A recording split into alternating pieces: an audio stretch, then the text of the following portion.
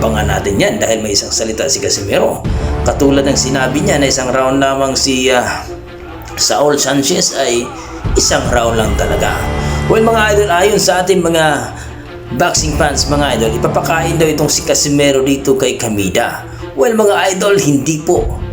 Dahil itong si Casimero, hindi naman ito pipitsuging boksingero mga idol. Isang world caliber ito. 3 Division World Champion ito mga idol, at mula nung naging 3 Division World Champion ito, hindi pa natatalo. Kaya baliktad po ito mga idol.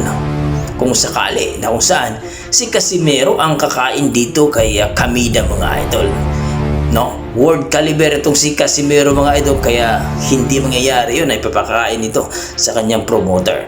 Dahil alam naman natin na ang mga Hapon ay may mga talagang hindi yan gawain na. Kumbaga mga idol, may dignidad dito. Kaya kung kayo mga idol, saan kayo pupusta dito?